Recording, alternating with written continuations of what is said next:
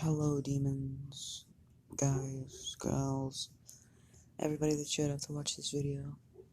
I am Duel of the ASMA channel, and this is part 3 to What If Nagisa Had the Sharingan.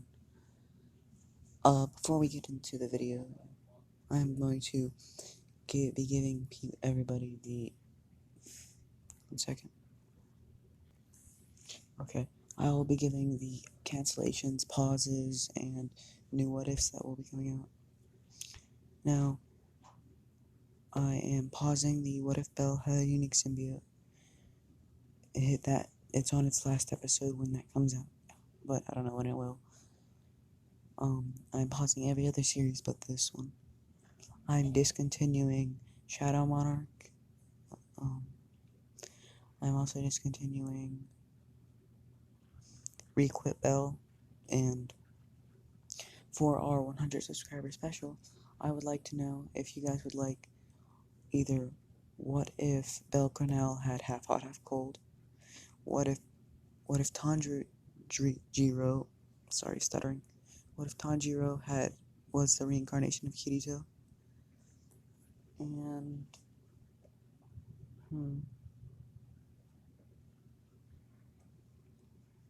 okay.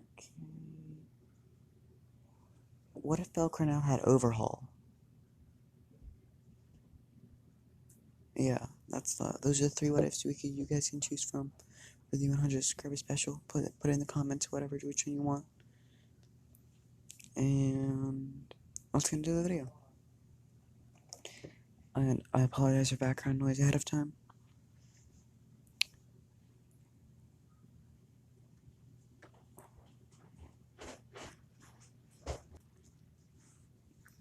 Okay, so let's pick up where we left off. Nagisa just finished putting his money away in his mattress, and he's laying on his bed thinking, this will get us 2 months more of rent, and it'll cover most of my mom's expenses. As he closes his eyes and dozes off, he awakes in the middle of the night and is looking around his room. He feels an ominous pressure as he starts to sweat more. He gulps down as he reaches behind his pillow. As he does, he's paralyzed with fear. He feels something around his neck. He tries to look back to see, but can't. His eyes are closed. As he opens his eyes, he's still laying in his bed. Was it a dream? Nagisa reaches behind his pillow and pulls out a knife and says it was still there. As he stands up and goes to check to see if his door's locked, it is. Nagisa lets out a sigh of relief as he sits on his bed and thinks about what just happened. He said in the morning, let's say it's a Saturday, and Nagisa tells his mom that he had a really bad nightmare, and in his dream he was blind. Now, ever since Nagisa unlocked the sharingan, he's had small reminiscences of what could happen in the future. And, like, when he was 6, he saw a cat get ran over by a car, and it happened in real life. He didn't tell his mom about this, but he saw it. And then when he was 7, he saw his dad nearly drive off the highway and kill the entire family. He saw this and said, "Hey Dad, I don't really want to go here today. Can we go tomorrow?" And he avoided that crisis. And the next time it happened, he told his mom about it. And then the next time he happened, he told his mom again, and she eventually figured out he had a small precognition or pre-foresight ability that came with his disease. She didn't know where she was. Let's say she's a superstitious person and believes in fortune telling. Oh yeah. So when he's telling his mom he had a dream that someone was in his room and he was blind, she says, "Let's go to the doctors." Now, Nagisa hasn't had one of these dreams in 2 years. So when his mom heard about this, she was kind of shocked. When they are at the doctor's, he says, "Doctor, can you do a checkup on on Nagisa's eye condition? We feel like the disease, no, his Kamui disease, may be getting worse." The doctor says, "Of course, can you revert your eyes to to the to their diseased color?" As he does, the doctor sees that the eye state is 3 tamale.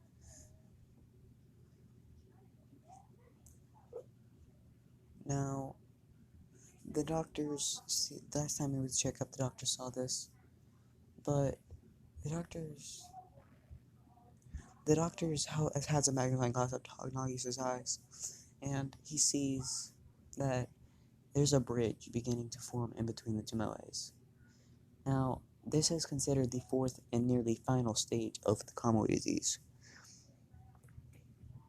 and it means that it is beginning to revert into its Mangekyo state, which will cause blindness.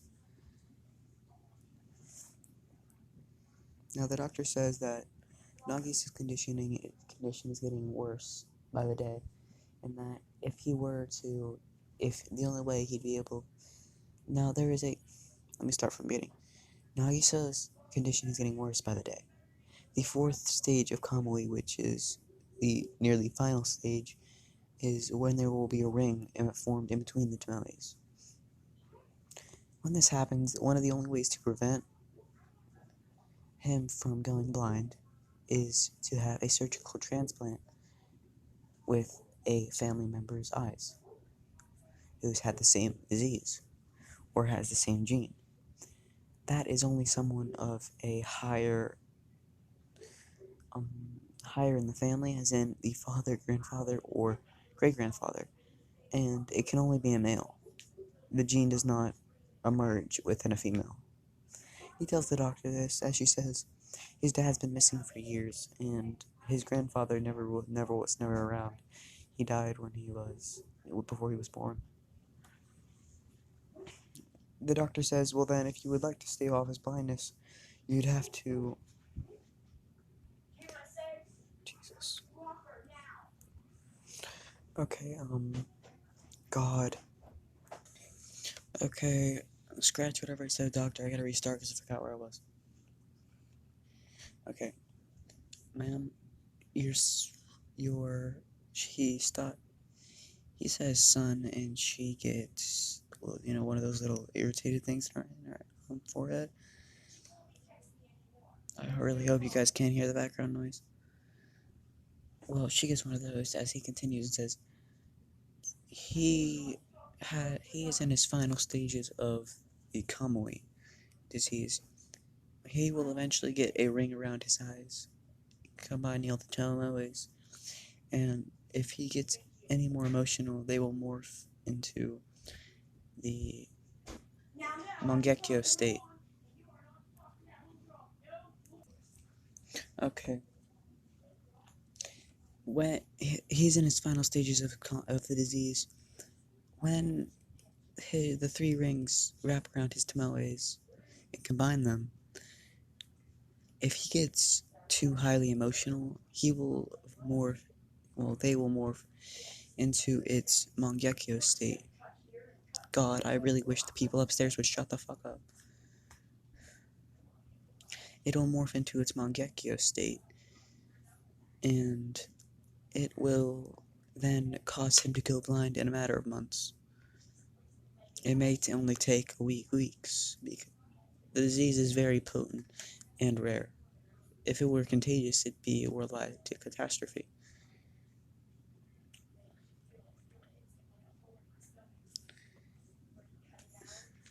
She says, "Okay, doctor, thank you. We'll try our best. We'll try our best to keep him content. I guess would be the best words." When Nagisa hears this, he thinks, content, but content isn't a way to live. Content is a way to go on. I don't want to go on. I want to have a life. I want to have friends. I want to feel their hardships with them. This is all very emotional for Nagisa. And,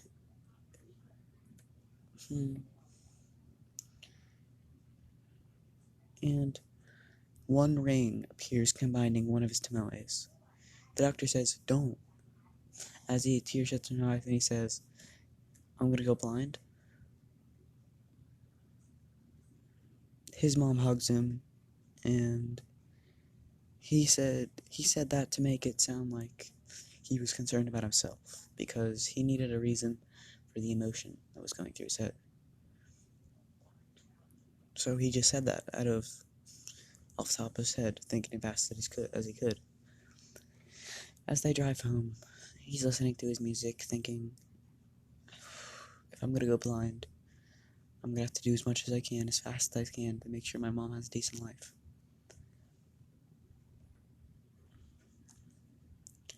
And for the next, and then when he gets home, he says, "Mom, do you mind if I go out for about 3 hours?"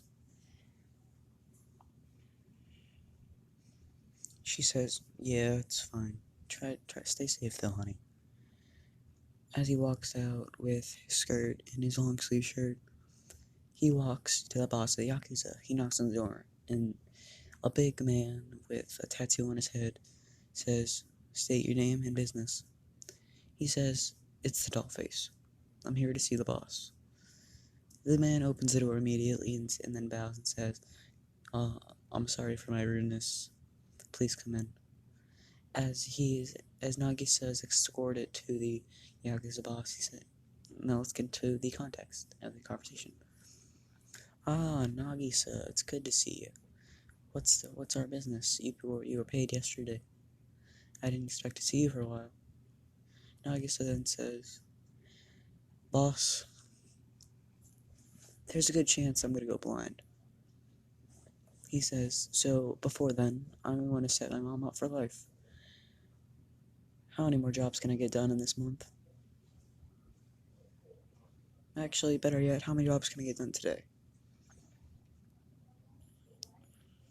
The boss says, "Well, I didn't plan on any robberies, but if you can get me 5 banks worth, that's well good enough for me."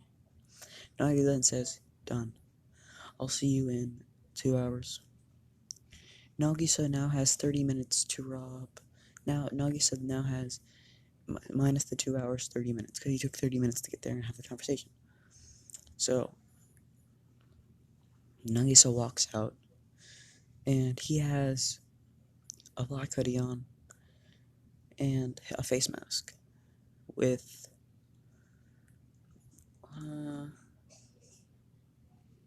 let's say the face mask has a seal on it. He also has 2 kunais that like Minato's with seals on them. And he's walking, and as he walks into an alleyway, and he throws a kunai into the ground, hard enough to where it won't be pulled out. And then he leaves that there. He then walks out, and then he turns another corner, and actually no, he walks straight across the street and throws another kunai at the ground. This is in an alleyway as well. And then he walks into the bank. He stands there, and he then says, "Lightning rod." And then he uses most of his kinetic energy from walking around. And let's say he carries batteries in his pockets. and these batteries are used to convert his kinetic energy. And let's say that Nagisa is, because of his sharingan, creating chakra, but not normal chakra. His chakra is in the form of kinetic energy. This energy is built up inside of Nagisa, so he produces much more than an average person ever could. So he says lightning rod, as the two seals activate in a glowing yellow, and it releases an electromagnetic pulse. This pulse knocks out every car battery, camera, everything in a 1 mile radius. So all the cars stop, and all the security guards and people rush out of there trying to see what happens. And they're all running to their houses and stuff like that. Let's say that there are 3 people still in the bank. A guard, and 2 tellers. He says, Kagebushin no Jutsu, hidden form. Hidden form is when he uses his sharingan to illusionate invisibility on his clones. Shadow clone is one of the other highest forms of jutsu he can use. That is 2 of his jutsus, Flying Raijin and Shadow Clone. Now, these clones then walk behind all of them, and they grow their fingernail about to where it be as sharp as what Naruto's are, as claws. He cuts their neck a little bit with it, and let's say it used his venom ability. His venom ability, what it does is, it can produce venom that will produce either any symptom he programs it to. This venom knocked the victim out instantaneously. Now, he did this simultaneously, so all of the guards and tellers are knocked out. He then puts on gloves, opens the doors, and then puts seals on all of the money. He then walks out. God. Okay, so he put the seal on the money, all of it, and he walks out the front door. He doesn't pick the guys up, he just walks out. Now, he does this with 5 different banks. It all works out, fair enough, really well. And he retrieves his kunais after everything. So he then walks into the Yakuza's place, says, "Boss, I got the money." He snapped his fingers and it appears. Now, the boss was the only person in the room, and he's the only person that in the Yakuza who knows how this works. Everybody else thinks that Nagisa is legit the greatest thief in the world. He doesn't walk in with the money, and yet it's here. So he says, 5 banks, which means it's 500. It's 5 banks, which means it's. I did 150, which means it's 5 times 5 is 25, so that's 250 more. So that's, let's say because it was a 1-day job, let's say it's 1 million. The boss says, "Deal, considering how much you just brought me today." Nagisa walks back to his house. He puts the seal on the money, walks back to the house, goes in his room, and puts the money in under his floor, because he ran out of room in the mattress. Now, if you're wondering why Nagisa robbed banks, and not only that, if you're also wondering why he's going to the Yakuza to do it, the Yakuza give him protection because they own the police. Nagisa is already good enough, but it's where he wouldn't be caught, but he doesn't want anything getting back to him. He doesn't care how, he doesn't care why, he just doesn't want it getting back to him.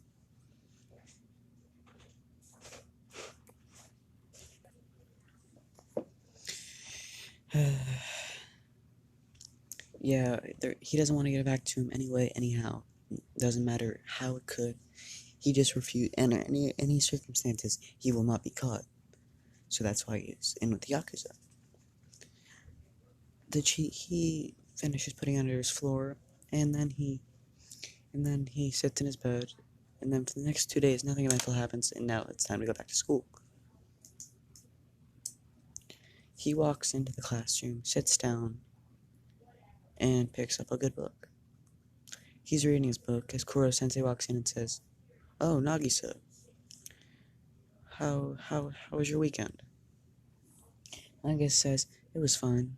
I got called into my job, so that that got me my paycheck, so all worked out." He says, "Ah, that's good. I'm glad to see that you're a hardworking person." Now, half an hour later, the rest of the class starts to show up. Nagisa showed up 2 hours before school actually started.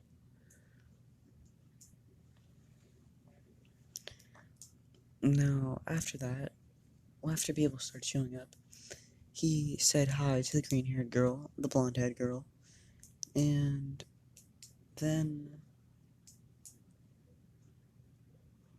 what's his name? Awesome, no. I believe his name was Kurasama. Kurasama is not yet the PE teacher, but we're gonna get to that. Kurasama was there and restocking their ammunition, as he said, "Ah, Nagisa, glad to see you're here. You were specially ordered for this." He says, "Yeah, I figured I'd get here.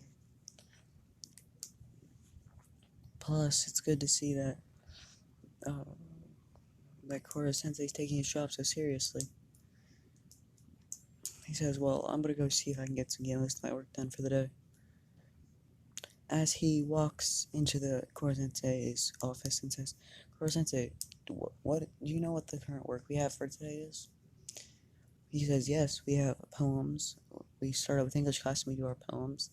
Then it's math. You have a test. Science. There's a project. There's home ec. We have to cook some udon. And blah, blah, blah, blah." He says, "Can I have the work I can do now, right now?"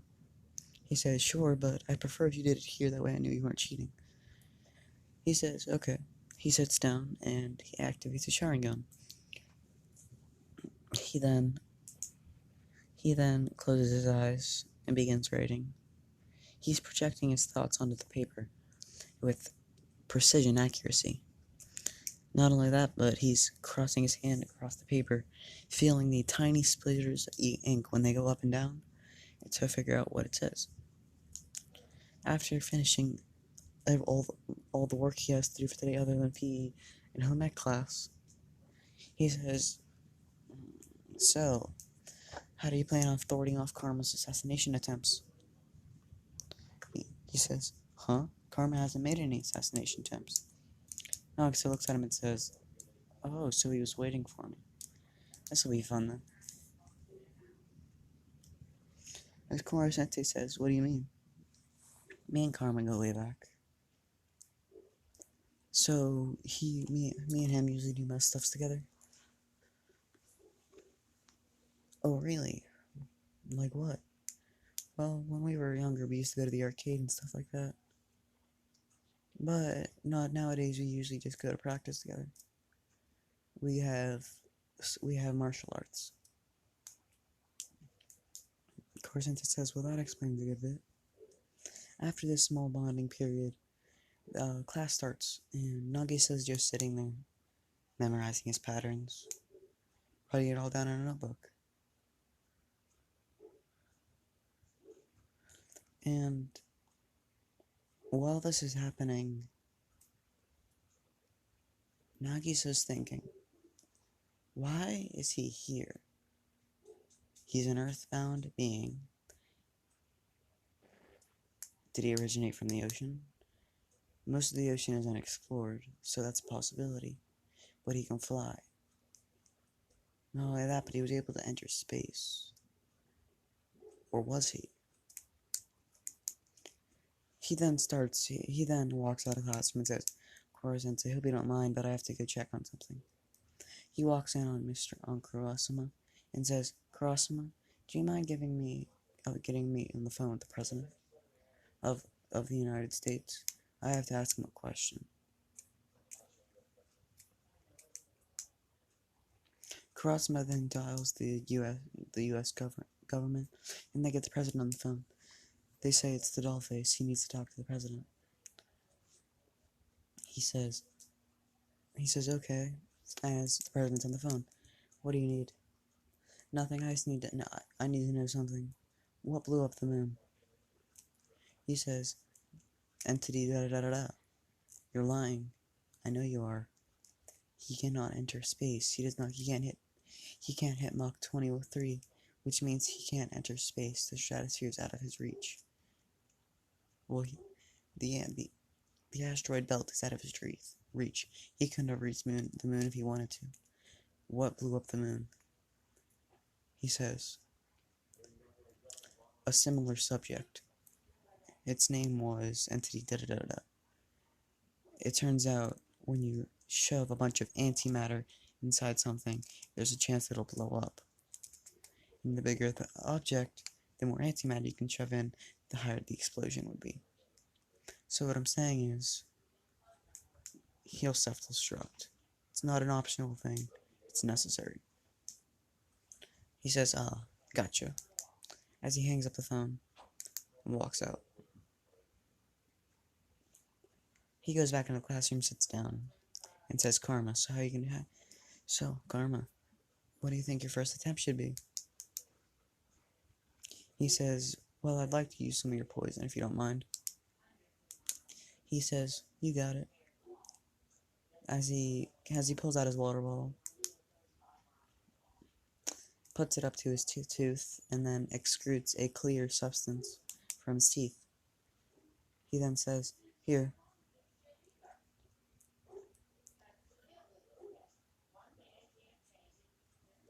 And the venom he just gave Karma, it's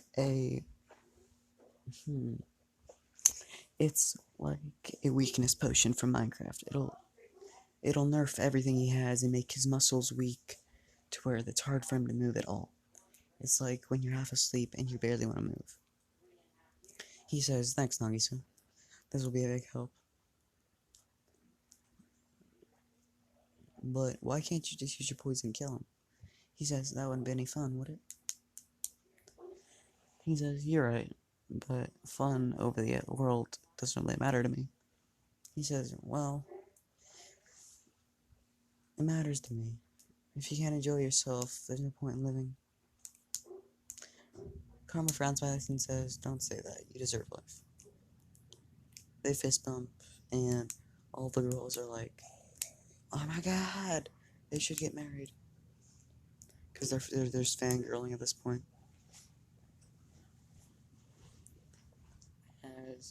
As Karma stands up and shoots and fires his gun at Koro-sensei. Koro-sensei catches it with a chalk again. As Nagisa stands up and fires his gun, Koro-sensei catches it with two other tentacles and another pair of chalk. And then, with one hand, Nagisa raises an SMG and lets loose.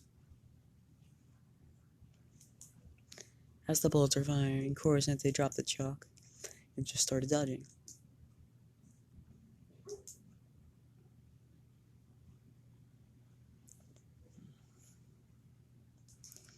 Then Karma pulled out an SMG and started firing with him.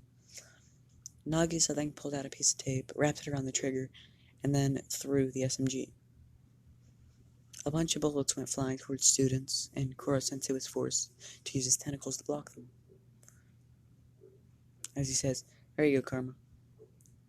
Karma runs at Koro-sensei with a knife, but with one tentacle left, Koro-sensei wraps Karma up and says, that was a good assassination attempt, Karma, but you put your classmates in danger. You get a C. And Nagisa, you get a D for the assistance. It was poorly planned out. Even though you were using my weaknesses to your advantage, it does not mean that you have the right to put your classmates in danger. You could have shot someone's eyes out. Karma rubs his head and says, you're right, Teach, I'll try my best not to put my teammates in danger. As one of the students grabs his knife and tries to plunge at Koro-sensei. Koro-sensei grabs the knife with the tissue and says, now then, I see you're taking this time to your advantage, but that was poorly thought out.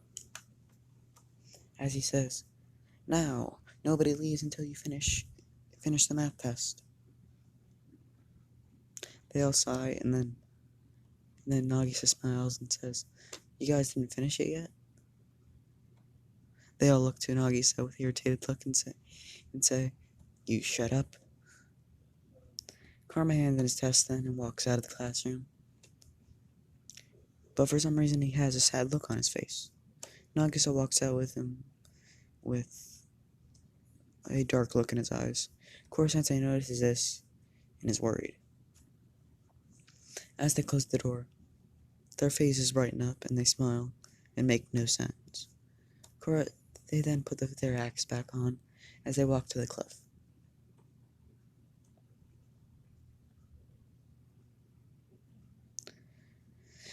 Nagisa and Karma are at the cliff as Koro-sensei walks up and says, "Hello, boys. What are you up to?" As they start running in opposite directions, they both jump off the cliff. Nagisa was faster than Karma as they jump. Koro-sensei realizes that, was this a double suicide? As Koro-sensei bolts. As he grabs one of them, and is now on the top of the cliff.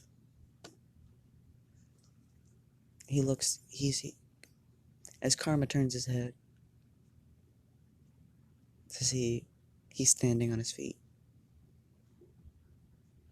He looks at Koro-sensei and says, "Where's Nagisa?" Koro-sensei says, "I'm sorry." As he says, "Don't be. But turn around for a second." Koro-sensei turns around as flying Raijin on Karma's back. Nagisa's there again. As he says, "Turn around."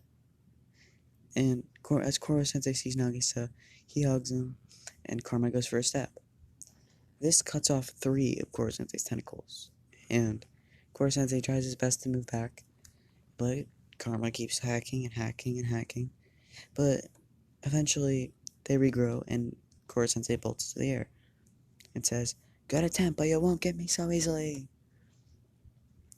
And that is where we're going to end this.